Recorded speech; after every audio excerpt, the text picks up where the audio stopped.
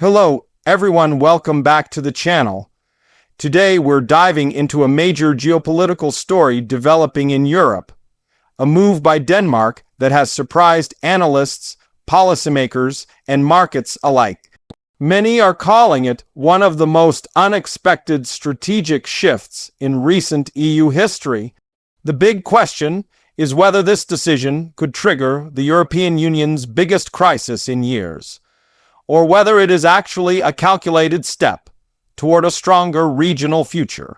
Denmark has long been viewed as one of the EU's most stable, predictable, and cooperative members. It is known for cautious diplomacy, steady economic management, and strong institutional trust. Because of this reputation, when Denmark makes a bold or unconventional move, it sends shockwaves across Brussels and beyond. That is exactly what we are seeing now.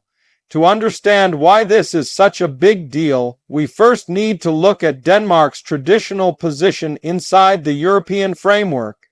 Denmark has historically supported EU cooperation, but also maintained certain opt-outs and special arrangements. It has balanced sovereignty with integration, often choosing a middle path between deeper union and national control. This balancing act worked for decades. Denmark stayed engaged while protecting key areas of national decision-making. Defense, justice cooperation, and currency policy have all been areas where Denmark negotiated special terms. That careful positioning allowed Danish governments to satisfy domestic voters while still playing an active European role. But the latest Danish move changes the tone. Instead of cautious adjustment, it signals strategic repositioning. Instead of slow alignment, it suggests urgency. European officials did not expect Denmark to move this fast or this firmly, and that is why the reaction has been so intense. At the center of the issue is a policy shift tied to security, economic coordination, and institutional authority within the EU structure. Denmark has indicated it is ready to break from its usual incremental approach and support a stronger, more centralized framework in a critical policy area. This goes against the assumptions many EU insiders held about Danish preferences. Some leaders welcome Denmark's shift. They see it as proof that even traditionally cautious member states now recognize the scale of Europe's challenges. Security threats, economic fragmentation, energy risks, and geopolitical pressure have changed the equation. From this perspective, Denmark is not creating a crisis but responding to one. Others are far more worried. They fear that Denmark's move could expose deep divisions among EU members.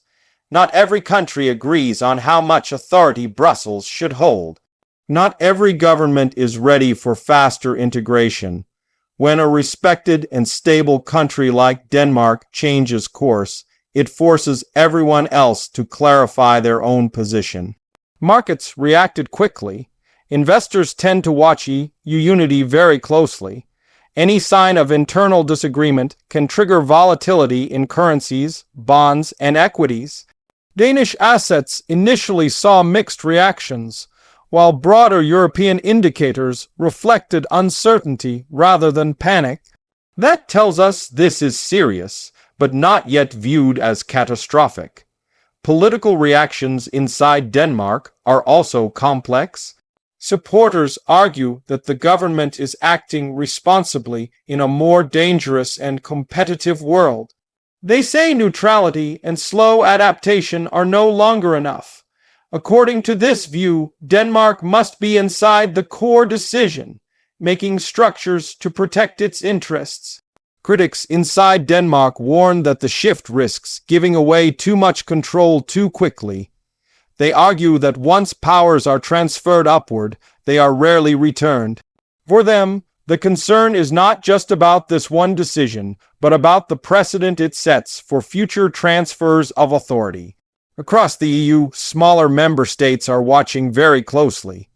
Denmark has often been seen as a model for how smaller economies can stay influential without losing autonomy.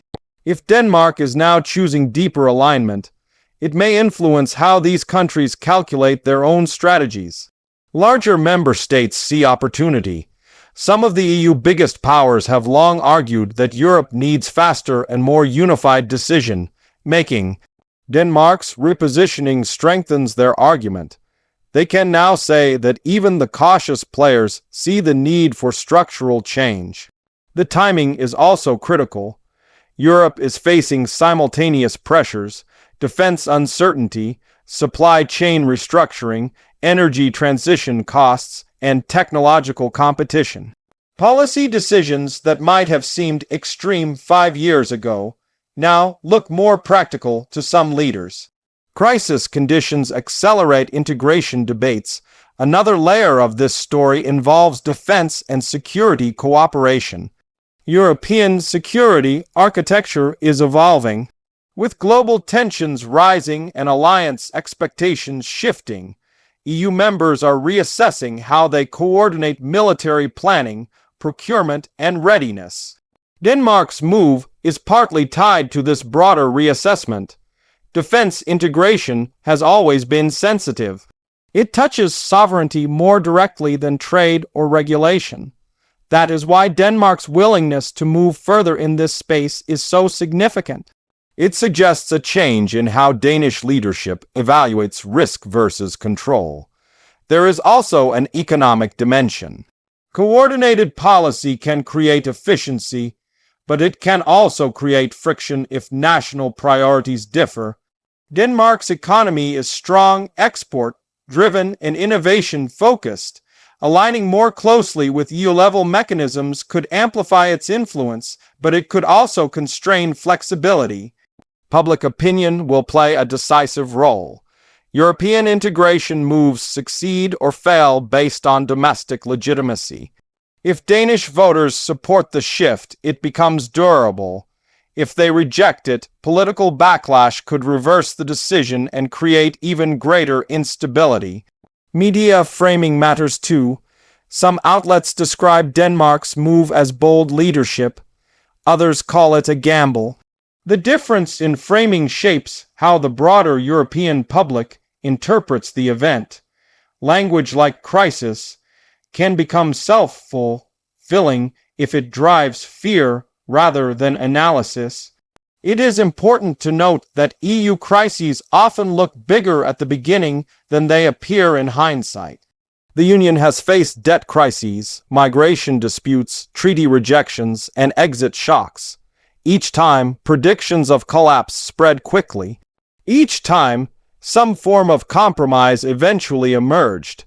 However, every crisis leaves institutional scars and structural changes. Even when the EU stabilizes, it rarely returns to its previous shape.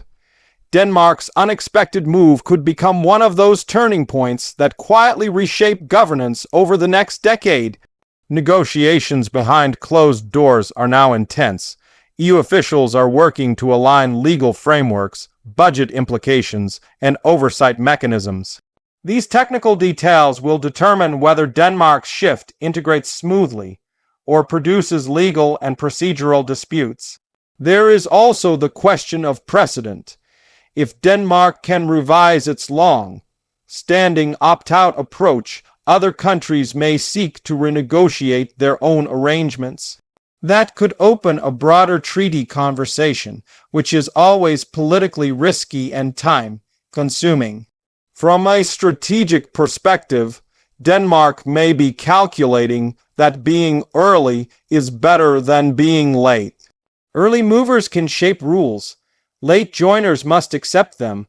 By stepping forward now, Denmark may gain influence over how new frameworks are designed. Opposition voices argue that speed increases the chance of design flaws. They say durable institutions require slow consensus, not rapid shifts under pressure. According to them, rushing integration can produce brittle systems that fail under stress. Businesses are watching regulatory implications. Changes in EU coordination can affect standards, compliance costs, and cross-border operations. Danish firms with strong European exposure may benefit from smoother alignment, while others worry about adjustment costs. Security analysts see signaling value. Denmark's move sends a message beyond Europe as well. It signals that smaller but capable states are willing to commit more deeply to collective frameworks in uncertain times. That message is noticed by allies and rivals alike. Diplomatic channels are active. Conversations are happening not only within EU bodies, but also with partner countries. When integration shifts, external agreements sometimes need updates. Trade, defense cooperation, and technology partnerships can all be affected. Another factor is leadership style. Policy moves of this scale often reflect the personal convictions of current leaders. Political leadership changes can therefore accelerate or slow implementation. The durability of Denmark's move will partly depend on electoral cycles. Social debate inside Denmark is growing. Universities, think tanks, and civil groups are discussing long-term sovereignty, democratic oversight, and strategic autonomy. These debates shape the intellectual foundation of public consent. Digital policy and technology governance also connect to this shift. The EU is building stronger digital regulations and shared standards. Deeper alignment could give Denmark more influence in shaping tech rules that affect global markets. Energy transition is another angle. European energy coordination is expanding due to climate targets and supply security concerns. Denmark, already a leader in renewable energy, may see advantage in deeper structural cooperation here. Critics warn of integration fatigue. They argue that citizens across Europe are already overwhelmed by regulatory and economic change. Adding another layer of transformation could trigger political pushback in multiple countries at once. Supporters counter that fragmentation is more dangerous than fatigue. They believe that divided systems fail under pressure, while coordinated systems adapt. In their view, Denmark is choosing resilience over comfort. The next phase will be implementation. Announcements create headlines, but implementation creates reality. Legal texts, funding models, oversight structures, and dispute mechanisms must all be defined clearly. Watch for coalition building. Denmark will likely work with like-minded states to avoid isolation. Group alignment reduces political risk and increases bargaining power inside EU councils. Watch also for compromise language. EU agreements often include flexibility clauses to accommodate domestic sensitivities. Denmark may secure safeguards that make the shift more acceptable at home. In the end, whether this becomes the EU's biggest crisis or a milestone of renewal depends on execution and response. If managed inclusively, it could strengthen European coordination. If handled poorly, it could deepen divisions. For now, what makes this story powerful is the element of surprise. Denmark was not expected to lead a structural shift. Yet history often turns when the most predictable actors change course. That is why analysts everywhere are paying attention. This is not just about one country's policy choice. It is about the future direction of European governance and cooperation.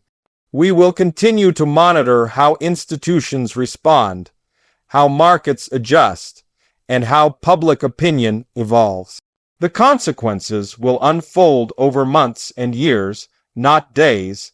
Stay with the story, because decisions made in moments like this often shape the next generation of policy across an entire region.